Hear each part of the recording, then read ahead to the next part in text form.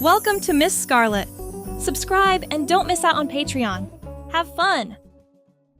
The air was thick with an eerie silence as Antonio stood before the ancient tree, its gripping roots forming an intricate pattern on the forest floor.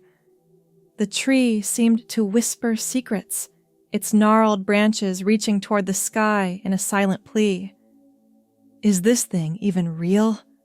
Antonio's voice echoed in the quiet glade, his words laced with a mixture of wonder and skepticism. Like, is this some kind of prank or something? He reached out, tracing his fingertips along the smooth surface of the nearest root, half expecting it to vanish like a morning mist. Oh, it's very real, Antonio.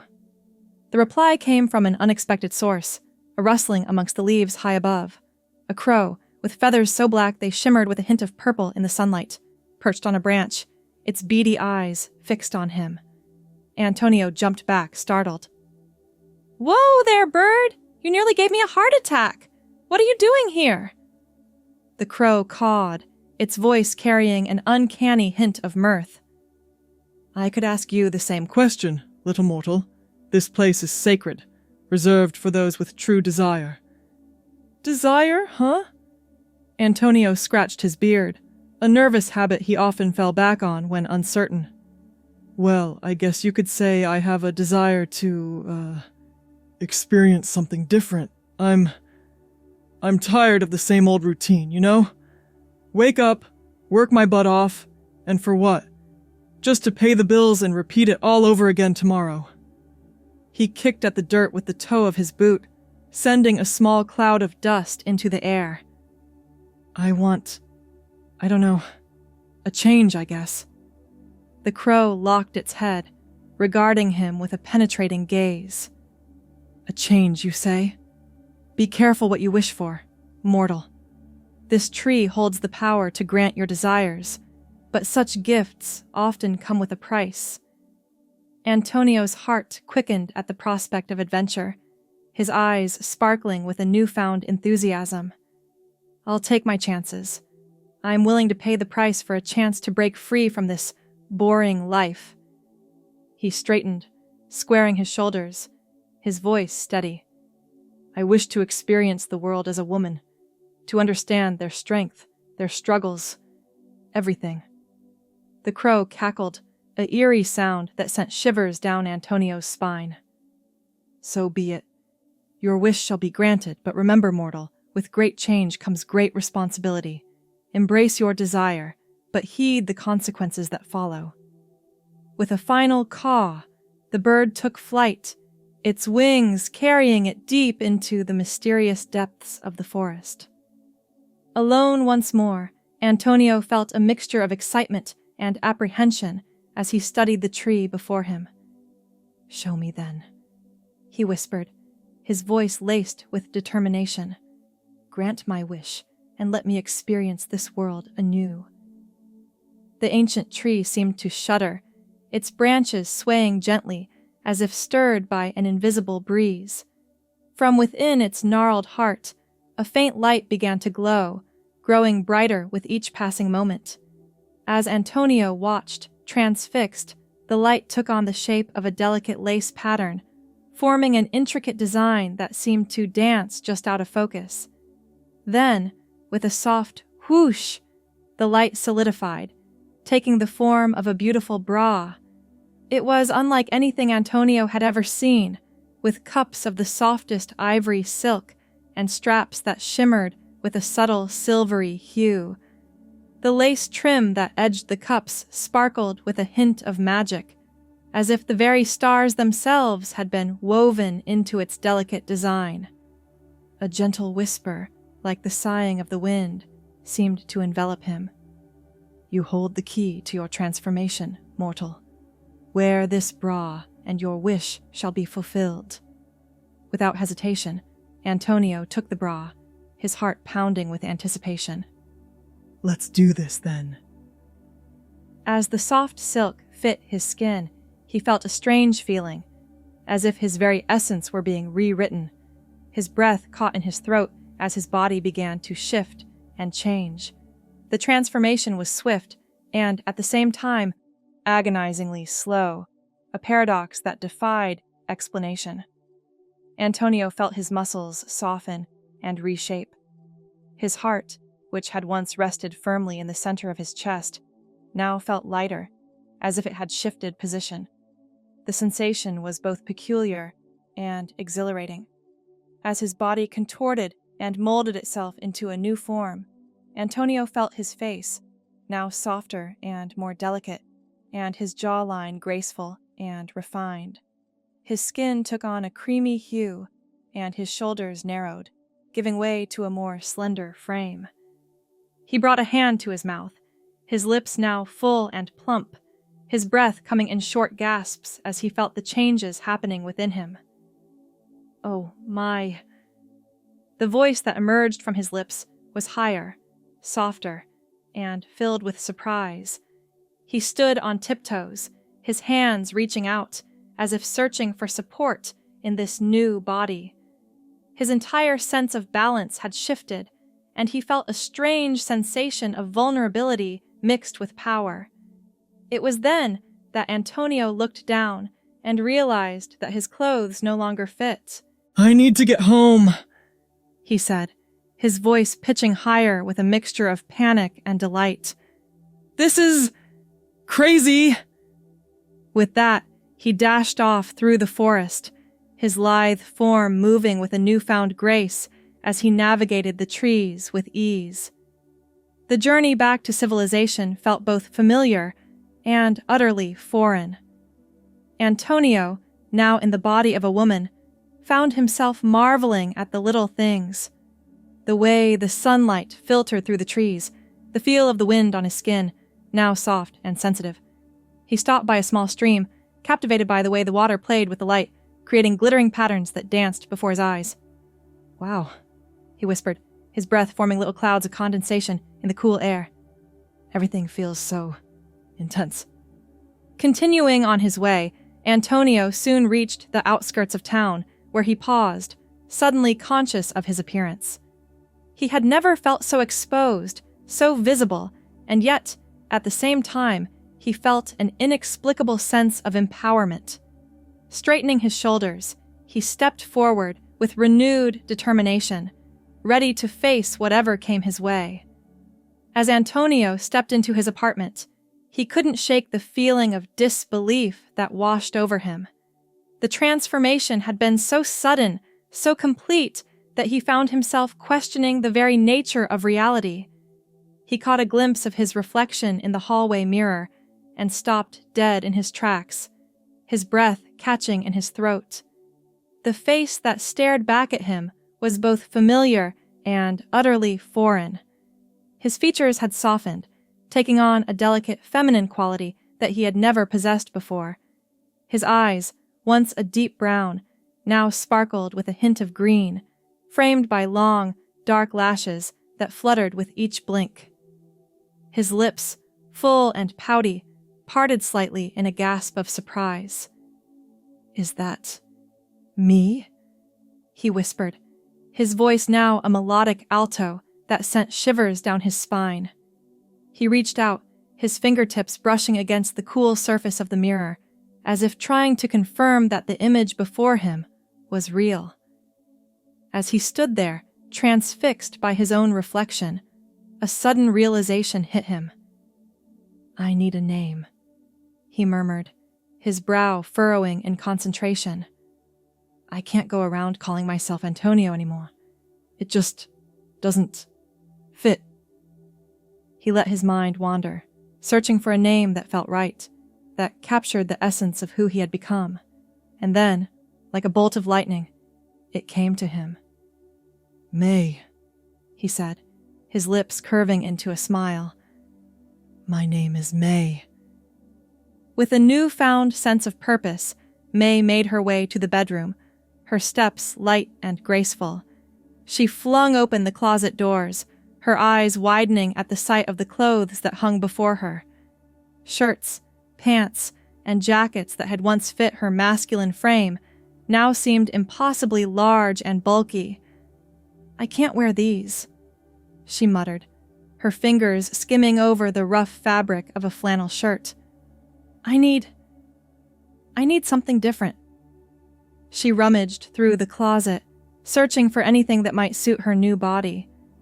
In the back, hidden behind a stack of old boxes, she found a dress. It was a simple thing, a soft, flowing sundress in a pale blue hue that reminded her of the sky on a clear summer day. May held the dress up to her body, marveling at the way the fabric draped over her curves. "This could work," she said, a hint of excitement creeping into her voice. "But I need more than just a dress." With a determined nod, she set the dress aside and continued her search. She found a pair of leggings, a soft, stretchy material that hugged her legs like a second skin. A loose, flowing blouse in a delicate floral print caught her eye, and she added it to the growing pile of clothes on the bed. As she sorted through the garments, May felt a strange sense of excitement building within her. It was as if she were discovering a whole new world, a world of softness and femininity that had always been just out of reach. "I wonder what it feels like to wear these," she murmured, her fingers tracing the delicate lace trim of a camisole. "To feel pretty." With a deep breath, May began to undress, shedding the ill-fitting clothes that had once defined her masculine identity. She slipped into the leggings first, marveling at the way they accentuated the curve of her hips and the length of her legs. The blouse came next, its soft fabric caressing her skin like a gentle breeze. As she stood before the mirror, now fully dressed in her new attire, May felt a wave of emotion wash over her. She looked beautiful. The clothes seemed to have been made for her, hugging her curves in all the right places, accentuating her femininity in a way that felt both natural and exhilarating. "Is this what it feels like to be a woman?" she whispered, her eyes shining with unshed tears. "To feel comfortable in your own skin." May spent the next few hours exploring her new wardrobe, trying on different combinations of clothes and marveling at the way each outfit made her feel.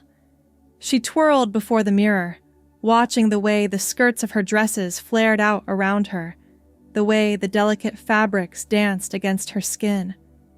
As the sun began to set, casting a warm glow through the apartment windows, May found herself drawn to the vanity in the corner of the bedroom. She sat down, her eyes wide with wonder as she took in the array of cosmetics and beauty products that lined the tabletop. "I wonder," she murmured, her fingers hovering over a tube of lipstick. "I wonder what it's like to wear makeup." With a trembling hand, she uncapped the lipstick, revealing a deep, rich shade of red that seemed to pulse with energy. She brought the tube to her lips, her breath catching in her throat as she traced the outline of her mouth, filling in the soft, plump curves with color. As she stared at her reflection, now transformed by the bold hue of her lips, May felt a surge of confidence coursing through her veins. She looked powerful, feminine, like a woman who knew exactly who she was and what she wanted. "I could get used to this," she said, a smile tugging at the corners of her mouth. I could learn to love this." Over the next few days, May threw herself into the task of learning what it meant to be a woman. She spent hours online, watching tutorials on makeup application and hairstyling, practicing each technique until she had mastered it. She experimented with different clothing styles, mixing and matching pieces, until she had created a wardrobe that felt uniquely her own. But it wasn't just the external changes that May found herself grappling with. As she moved through the world in her new body, she began to notice the way people treated her differently. Men held doors open for her, their eyes lingering on her curves in a way that made her feel both flattered and uncomfortable. Women smiled at her in passing, a silent acknowledgement of the sisterhood they shared. "Is this what it's like to be seen as a woman?" May wondered aloud, her brow furrowing in contemplation. To be objectified, respected, both at the same time. She found herself paying closer attention to the conversations around her, the way women talked about their experiences, their struggles, their triumphs. I never realized, May murmured, her heart aching with a newfound sense of empathy. I never realized how hard it is to be a woman in this world. But, even as she grappled with the challenges of her new identity, May found herself falling in love with the small joys that came with being a woman. She reveled in the feeling of a soft, flowing dress against her skin, the way a perfectly applied coat of mascara could make her eyes sparkle with life. She delighted in the way her hips swayed when she walked, the way her laughter sounded like music to her own ears. I never knew, she whispered, her eyes shining with wonder. I never knew how much I was missing. As the days turned into weeks, May found herself growing more and more comfortable in her new skin. She learned to navigate the world as a woman, to assert herself in the face of adversity, to embrace the strength and resilience that came with her femininity. But even as she reveled in her newfound identity, May couldn't shake the feeling that something was missing. She found herself longing for a connection, for someone who could understand the journey she had undertaken, who could see her for who she truly was. It was on a warm, sunny afternoon that May met her. She was sitting at a cafe, sipping on an iced latte and watching the world go by, when a woman with fiery red hair and a smile that could light up the room sat down at the table next to her. I love your dress, the woman said, her eyes sparkling with warmth. It looks amazing on you. May felt a blush creep into her cheeks, a flutter of excitement stirring in her chest. Thank you, she said, her voice soft and shy. I'm still getting used to dressing like this. The woman cocked her head, her brow furrowing in curiosity. What do you mean? And so, with a deep breath and a pounding heart, May found herself sharing her story. She told the woman about the ancient tree, about the magical bra that had transformed her body and her life. She spoke of the challenges she had faced, the joys she had discovered, the sense of wholeness that had come with embracing her true self. The woman listened intently, her eyes wide with wonder and understanding. When May had finished, she reached out, her hand resting gently on May's arm. You're incredible, she said, her voice filled with awe. To have gone through all of that, to have found the courage to be who you truly are, it's amazing. May felt tears prick at the corners of her eyes, a wave of emotion washing over her. Thank you, she whispered, her voice thick with gratitude.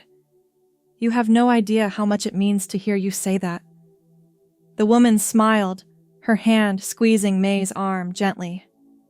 I'm Lily, she said, her voice warm and inviting. And I would love to hear more about your journey, if you're willing to share. And so, as the sun began to dip below the horizon, casting a warm glow over the cafe, May and Lily talked. They spoke of their hopes and dreams, their fears and insecurities, the ways in which the world had shaped them, and the ways in which they hoped to shape the world in return. As the hours passed, and the stars began to twinkle in the sky above, May felt a sense of peace wash over her. She had found someone who understood her, who saw her for who she truly was, and who embraced her with open arms and an open heart. Thank you, she said, her eyes shining with gratitude. Thank you for listening, for understanding, for being here. Lily smiled, her hand reaching out to clasp May's gently. Thank you for sharing your story with me, she said, her voice soft and sincere. You're an incredible woman, May. Never forget that. And as May walked home that night, her heart full and her spirit soaring.